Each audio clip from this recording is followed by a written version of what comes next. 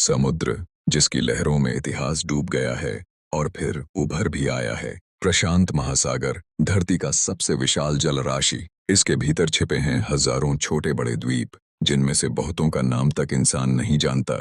Every story has a soul, and every voice brings it to life.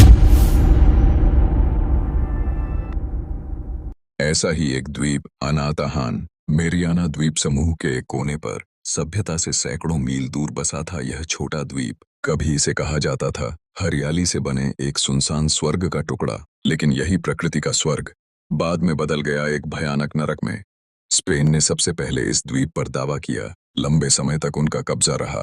बाद में Europe की राजनीति के फेरबदल में यह जर्मनी को बेच दिया गया और प्रथम विश्व युद्ध के बाद यह जापान के नियंत्रण में चला आया। तब किसी ने सोचा भी नहीं था कि यह द्वीप, जो केवल एक शांत सा भौगोलिक बिंदु था, एक दिन इंसानी सभ्यता के टूटने का प्रतीक बन जाएगा।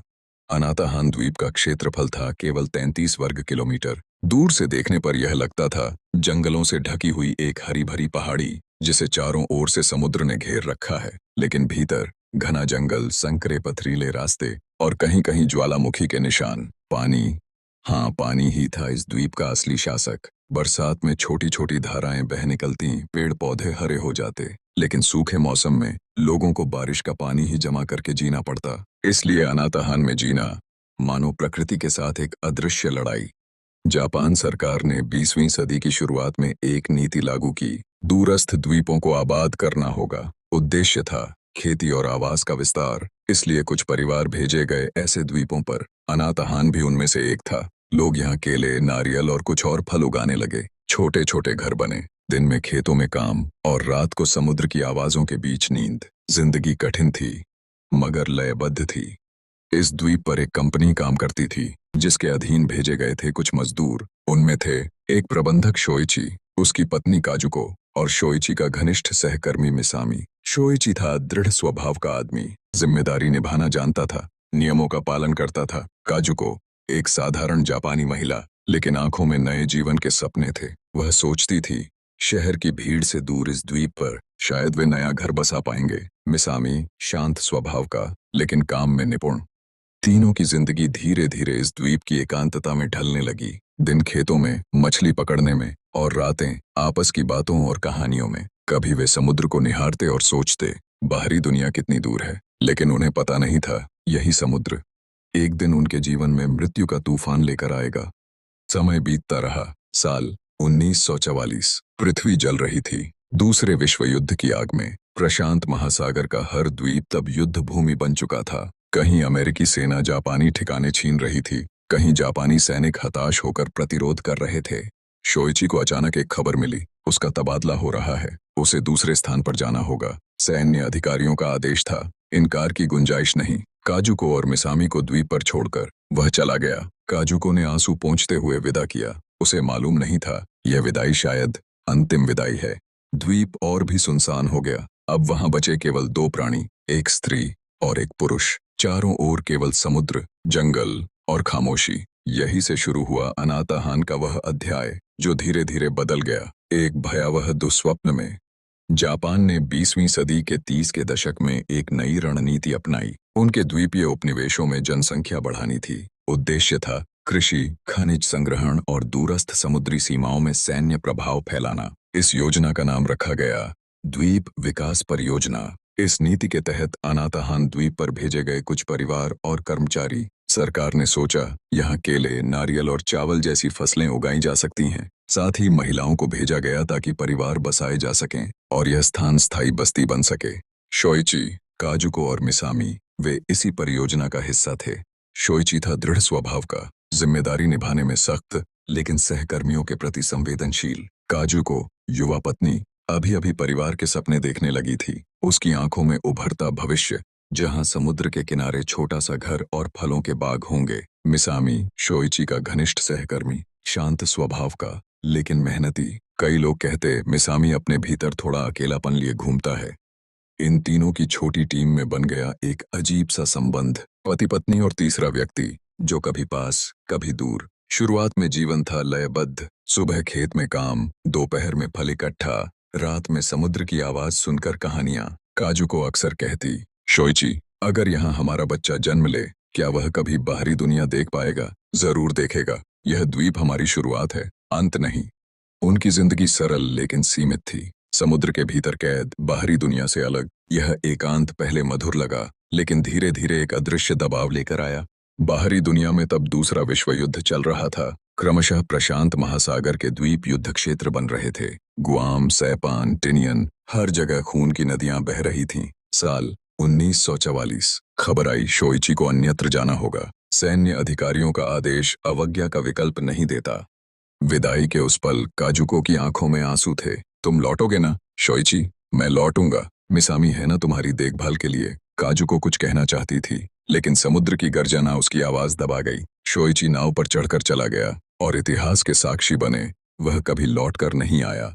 द्वीप पर बचे केवल दो, काजुको और मिसामी। दोनों जानते थे बाहरी दुनिया युद्ध की आग में जल रही है। फिर भी उनके दिन बीतते काम में, बारिश का पानी जमा करना, नारियल तोड़ना, सूखी मछली संभालना। काजुको अक्सर अकेले समुद्र के किनारे बैठती। वह हॉरिजॉन्टे की ओर देखती, जहां शायद शोइची लौट आए, लेकिन समुद्र केवल लहरों का जवाब देता, इंसानों का नहीं। और ठीक उसी समय समुद्र उनके जीवन में लेकर आया एक तूफान, जो सिर्फ प्राकृतिक नहीं था बल्कि मानवीय भी था। 1944 के जून माह में युद्ध अपने चरम पर। एक सुबह अचानक समुद्र से तैरते हुए आए 30 से अधिक लोग। वे थे जापानी सैनिक। भूखे, थके हुए, टूटे जहाज से किसी तरह जीवन बचाकर अनाताहान पहुंचे। काजुको और मिसामी पहले तो स्तब्ध। द्वीप, जो इतना समय शांत था, अचानक लोगों के शोर से भर गया। सैनिकों ने द्वीप को आश्रय स्थल मानकर जीवन बचाना शुरू किया। शुरुआत में लगा शायद इस तरह जीवन की नई लय लौट आएगी, लेकिन इन सैनिकों की उपस्थिति जल्दी ही बदल गई। एक भयानक त्रासदी में यहीं से टूट गई अनाताहान की शांति और शुरू हुआ वह अंधकारमय अध्याय, जहां एक महिला, एक सहकर्मी और सैनिकों की लालसा, भूख और हथियार मिलकर बनाएंगे एक भयानक कहानी। दूसरे विश्व युद्ध की भयावह छाया तब जापान के हर कोने पर उतर आई थी। टोक्यो से दूर, प्रशांत महासागर के बीच बिखरे छोटे छोटे द्वीपों तक युद्ध की खबर देर से पहुंचती। टूटा रेडियो सिग्नल, सैनिकों की फुसफुसाहट और नौसेना के फटे हुए पत्र ही खबरों का एकमात्र स्रोत थे। अनाताहान द्वीप पर उस समय लोग बहुत कम थे। युद्ध से पहले यहाँ एक जापानी प्लांटेशन मालिक नारियल के पेड़ लगा चुका था। कुछ स्थानीय मजदूर भी मौजूद थे, लेकिन युद्ध बढ़ने पर धीरे धीरे सभी द्वीप छोड़कर चले गए। बचे कुछ जापानी मजदूर और अचानक भाग्य की मार से फंसे लोग, जैसे काजुको, एक युवा जापानी महिला जो यहाँ अपने किसी रिश्तेदार के साथ आई थी। शोइची नाम का एक नाविक जो जहाज डूबने के बाद यहाँ तैर कर आया था। द्वीप के पुरुषों में नेतृत्व करना शुरू किया। शक्तिशाली शरीर, दृढ़ नजर, जैसे सभी का आखिरी आश्रय। लेकिन तभी युद्ध ने द्वीप पर वार किया। 1944 में अमेरिकी युद्ध विमान आकाश में चक्कर लगाने लगे। दूर गुआम की ओर बम गिरने की आवाज भी अनाताहान की नीरवता को हिला गई। द्वीप के पेड़ कांप उठे और समुद्र की लहरें और भी भयानक हो गईं। कुछ दिनों बाद खबर आई, जापान लगभग हार चुका है। द्वीपवासी भय से कांप उठे। वे जानते थे युद्ध के अंत का मतलब शायद उनके पास कभी भी कोई नौका नहीं आएगी और वे हमेशा के लिए फंस जाएंगे। धीरे धीरे द्वीप और भी सुनसान हो गया। भोजन की कमी होने लगी। सूखे नारियल, पेड़ के फल और मेहनत से पकड़ी गई समुद्री मछली ही भरोसा थी। लेकिन प्यास और भी भयानक थी। द्वीप पर कोई मीठे पानी का झरना नहीं था। बरसात का पानी जमा करना पड़ता, और जब महीनों तक बारिश नहीं होती, लोग पागलों की तरह आकाश की ओर देखे रहते। इस सुनसानता के बीच शुरू हुआ एक और डर। सिर्फ भूख और प्यास नहीं, शुरू हुई शक, ईर्ष्या और सत्ता की लड़ाई। काजुको, द्वीप की अकेली युवा महिला, लगभग सभी की निगाहें उस पर थीं। पुरुषों की आंखों में धीरे धीरे लालसा की छाया उतरने लगी। शोइची उसे अपने नियंत्रण में रखना चाहता था। वहीं अन्य पुरुष गुप्त रूप से षड्यंत्र रचते। युद्ध के अंतिम दिनों में, जब दुनिया मौत की खबरों से भरी थी, अनाताहान द्वीप पर जन्म ले रहा था एक और युद्ध। भूख, भय, लालसा और कामना का युद्ध। रातों में आग जलती नारियल की पत्तियों के नीचे, चारों ओर समुद्र की हाहाकार, और उस आग की रोशनी में कभी कभी फुसफुसाहट सुनाई देती। अगर शोइची को हटाया जा सके तो काजुको को पाया जा सकेगा। कोई नहीं जानता था असली युद्ध खत्म हो चुका है, लेकिन अनाताहान द्वीप पर असली युद्ध अब शुरू हुआ था। दिन की रोशनी खत्म होते ही द्वीप और भी भयानक लगने लगता। सूर्यास्त के बाद समुद्र की काली लहरें जैसे द्वीप को निगलने की कोशिश करतीं। उस अंधकार में कुछ पुरुष नारियल की पत्तियों की आग के चारों ओर बैठे रहते। उनकी आंखें लाल हो जातीं, भूख, क्रोध और ईर्ष्या से। काजुको, एकमात्र युवा महिला द्वीप के पुरुषों के मन में हर दिन बेचैनी बढ़ा रही थी। कोई चाहता था उसे अपना बनाना, कोई सोचता जो सबसे शक्तिशाली वह उसे पाएगा। लेकिन शोइची, वह नाविक, स्पष्ट कर चुका था, काजू को मेरे साथ रहेगी, कोई और उसे छू भी नहीं सकता। कहावत ने सभी के मन में आग जला दी। मिसामी, एक युवा मजदूर जिसकी आंखों में लालसा और प्यास थी, चुपके से योजना बनाने लगा। वह सोचता था, अगर शोइची को हटाया जा सके तो द्वीप में उसका कोई प्रतिद्वंदी नहीं रहेगा। एक रात अंधेरा घना होने पर मिसामी अपने हाथ में एक तेज बांस की भाला लेकर शोइची की ओर बढ़ा। आग की रोशनी में शोइची सो रहा था। उसके पास काजू को बैठी थी। मिसामी उस पल को सही करने की कोशिश कर रहा था, लेकिन भाग्य ने कुछ और लिखा था। शोइची अचानक जाग गया। आंखें खोलते ही देखा, एक छाया भाला हाथ में लिए उसके सामने झुकी हुई, चेहरे पर जंगली दृष्टि। शोइची तुरंत कूदकर मिसामी का हाथ पकड़ लिया। दोनों जमीन पर गिर गए, रेत और झाड़ियों में लड़ते हुए। बाकी पुरुष चीखते हुए दौड़े आए। काजू को डर के मारे चिल्लाई। कुछ ही समय बाद द्वीप के आकाश में एक भयानक चीत्कार गूंजा। शोइची के हाथ में पकड़ा तेज पत्थर मिसामी की गर्दन में धंस गया। अंधकार में रक्त रेत पर फैल रहा था और समुद्र की हवा में कच्चे लोहे जैसी बदबू। सभी स्तब्ध रह गए। मिसामी मृत पड़ा था। उसकी आंखें खुली, होंठ आधे खुले। लगता था वह अभी भी कुछ कहना चाहता, लेकिन कोई आवाज नहीं निकल रही थी। इस तरह अनाताहान द्वीप पर पहली बार रक्त बहा। युद्ध खत्म हो चुका था, लेकिन द्वीप पर शुरू हुआ नया युद्ध। इंसान से इंसान, लालसा में लालसा, सत्ता में सत्ता। शोइची मृत शरीर को लेकर समुद्र की ओर चला गया। किसी ने रोकने की कोशिश नहीं की। लहर ने शरीर को भिगो दिया, फिर धीरे धीरे अंधेरे पानी की गहराई में खींच लिया। उस रात काजू को डर से रोते हुए बोली, यहाँ हम सब मर जाएंगे, कोई नहीं बचेगा। जब तक मैं हूं तुम जीवित रहोगी। लेकिन वह नहीं जानता था, यह हत्याकांड केवल शुरुआत थी। इसके बाद आएगा और भय और रक्त और मृत्यु। पहली हत्या के बाद अनाताहान द्वीप पर जीवन की लय टूट गई। एकांत, भूख और भय मिलकर एक अजीब और खतरनाक वातावरण बना दिया। पुरुषों के बीच अचानक सत्ता की दौड़ शुरू हो गई। जो मजबूत था वह द्वीप के नियंत्रण को अपने कंधों पर लेना चाहता था, और जो सबसे नीच था वह षड्यंत्र रचता। शोइची, जो अकेले ही काजुको की सुरक्षा कर रहे थे, देख रहे थे कि उनके साथी धीरे धीरे बदल रहे हैं। आंखों में लालसा, दिल के कोने में ईर्ष्या। रात के अंधेरे में कुछ लोग गुप्त बैठक करते, काजुको को अपने हाथ में पाने के लिए। एक ने कहा, अगर शोइची नहीं है तो काजुको हमारी होगी। दूसरे ने जवाब दिया, वह सिर्फ बाधा है, उसे हटाना होगा, तभी हम शांति से रह पाएंगे। काजुको रात के अंधकार में अकेली बैठकर सोचती, क्या इंसान सच में इतनी आसानी से लालसा में विभाजित हो जाता है। आंखों में आंसू और दिल कांप रहा था। तभी अचानक द्वीप पर दो छोटे छोटे बंदूकें भी आ गईं। समुद्र से तैरकर एक फेंकी हुई बैग में दो बंदूकें और कुछ गोलियां मिलीं। जिसने पहली बंदूक पाई उसने खुद को द्वीप का राजा घोषित किया। अब से यहाँ मैं नियंत्रण करूंगा, जो मेरे खिलाफ जाएगा वह मरेगा। शोइची चुपचाप बैठे रहे। वे जानते थे, अब सिर्फ सत्ता के लिए इंसान एक दूसरे को खाएगा। उस रात पहली बार भय का असली रूप दिखाई दिया। एक पुरुष बंदूक लेकर काजुको की ओर बढ़ा। अचानक डर फैल गया। काजुको चिल्लाई और बाकी पुरुष चुपचाप दूर खड़े रहे। धीरे धीरे द्वीप पर मौत, संदेह और षड्यंत्र का मिश्रण गाढ़ा होने लगा। रातें अंधकार से भरी और दिन का उजाला भी शांति नहीं ला सका। शोइची मन ही मन जानते थे, इस द्वीप पर अब कोई अनुशासन नहीं रहेगा। जब इंसान सत्ता और लालसा से मिलकर काम करता है तो द्वीप एक जीवित दानव की तरह अपने बच्चों को निगल जाएगा। काजुको केवल भयभीत बैठी रहती। वह जानती थी, इस द्वीप पर उसका बचना केवल उसके अपने साहस पर निर्भर है। इस तरह अनाताहान द्वीप पर जन्म हुआ एक नए अध्याय का, भय, लालसा और रक्त की लड़ाई। समुद्र केवल लहरें लाता है, लेकिन द्वीप के लोगों के मन से बह रहा है रक्त।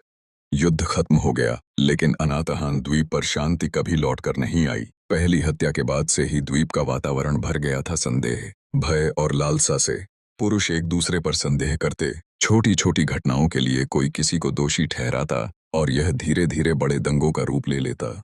शोइची तब भी जीवित थे, लेकिन अपनी शक्ति और न्याय के लिए वे एक दूसरे को दबाते रहते। बंदूक और भाला की मौजूदगी ने द्वीप पर एक प्रकार की शेष युद्ध शुरू कर दी।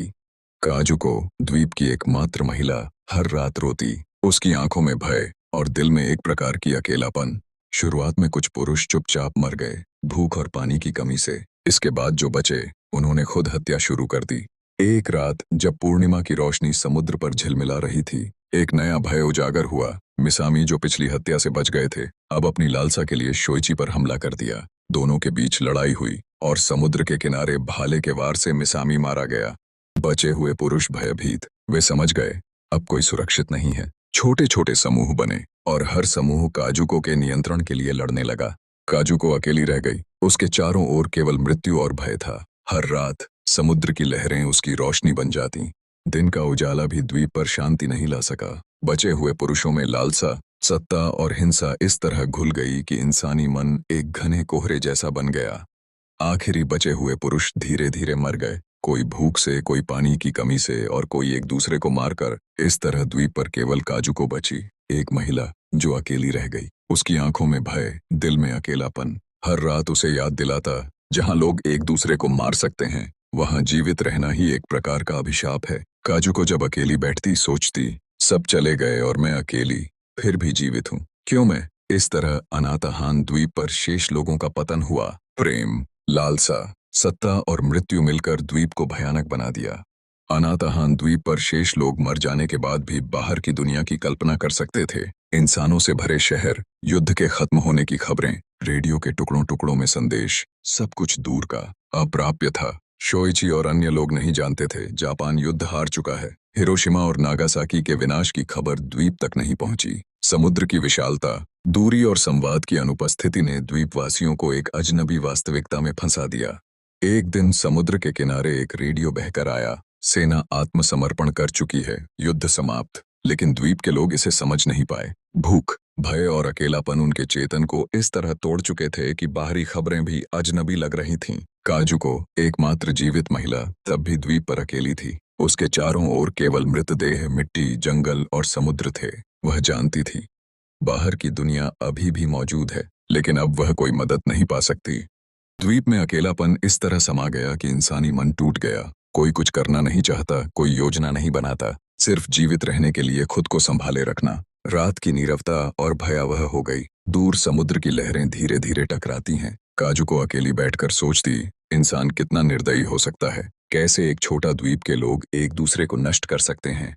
इस तरह अनाथाहान द्वीप का रहस्य बाहरी दुनिया के लिए अज्ञात रह गया। कोई यहाँ प्रवेश नहीं करता, कोई नहीं जा रहा था। युद्ध खत्म होने के बावजूद द्वीप की एकांतता, मृत्यु की धारा और इंसानों के पतन की कहानी सिर्फ समुद्र की लहरों के साथ बह रही थी। काजुको अकेली थी, लेकिन जीवित रही। एक प्रकार की जिंदगी जो पूरी तरह अकेली, भयानक और अज्ञात थी। बाहरी दुनिया नहीं जानती इस छोटे द्वीप पर क्या हुआ। समुद्र जानता है, लेकिन कोई नहीं सुनता। हम केवल इतिहास की परछाई हैं। इस तरह द्वीप की एकांतता, मृत्यु का रहस्य और इंसानों का पतन बाहरी दुनिया के लिए हमेशा अज्ञात रह गया। अनाथाहान द्वीप पर शेष लोग मर जाने के बाद केवल काजुको बची। एकमात्र महिला के रूप में उसका जीवन बन गया अकेलापन, भय और यादों के साथ संघर्ष। पहले कुछ महीने काजुको खाद्य और पानी के लिए संघर्ष करती रहीं। भूख और प्यास ने उसके शरीर को कमजोर कर दिया, लेकिन मानसिक शक्ति ने उसे जीवित रहने में मदद की। हर दिन एक नई लड़ाई जैसा था, हर रात और लंबी और भयावह। काजुको रोज समुद्र की ओर देखती और सोचती, क्यों मैं जीवित हूँ। उसके चारों ओर मृतदेह, फटे कपड़े और तूफान से बहकर आए खराब फल, सब कुछ स्मृति चिन्ह, मानव पतन का प्रमाण। एक समय उसने समझा, द्वीप के लोग वापस नहीं आएंगे। बाहरी दुनिया नहीं जानती, कोई नहीं आता। यह द्वीप बन गया एक जीवित स्मृति, जहाँ केवल रक्त, लालच और भय बचे हैं। काजुको का अकेलापन धीरे धीरे मानसिक दबाव में बदल गया। उसकी आंखों के सामने पुरुषों की लालसा, मृत्यु का डर और वे गलतियां जो अनाथाहान को ऐसा बना गईं, स्पष्ट हो उठीं। हर रात वह सपनों में वापस जाती, हत्या, लालच का खेल और बंदूक की आवाज के दृश्य देखती। लेकिन जीवित रहने के लिए काजुको ने खुद को मजबूत किया। मैं जीवित रहूंगी, अकेली ही सही, लेकिन रहूंगी। समुद्र के किनारे बैठकर वह अपने जीवन और अतीत की घटनाओं के बारे में सोचती। भय, मृत्यु की भूल और मानवता का पतन, सब कुछ उसकी आंखों में जीवंत हो उठता। समुद्र जानता है लेकिन कोई नहीं सुनता। हवा जानती है लेकिन कोई महसूस नहीं कर पाएगा। अनाथाहान द्वीप बन गया अकेलेपन की यात्रा का प्रतीक, जहां एक महिला मानवता की अंतिम कोशिश से लड़ रही है। काजुको जीवित रही, लेकिन उसका जीवन कभी सामान्य नहीं हुआ। द्वीप का हर कोना, हर छाया उसे याद दिलाता, यहाँ केवल मृत्यु, लालच, भय और अकेलापन है। समुद्र जीवित रहता है, लेकिन कुछ घटनाएं पानी से मिटती नहीं। जो भय, जो लालच, जो मानवता का पतन, सब द्वीप में गहराई से बसा हुआ है। समुद्र जानता है, लेकिन कोई सुनने नहीं आता। मैं अकेली जीवित हूँ। अगर इस कहानी ने आपका खून जमा दिया, लाइक करें, शेयर करें और सब्सक्राइब करना ना भूलें। आप कमेंट में लिख सकते हैं आपको कौन सा अध्याय सबसे डरावना लगा और आप कौन सी इतिहास या रहस्य आधारित कहानी सुनने के लिए इंतजार कर रहे हैं। हमें कमेंट में बताएं।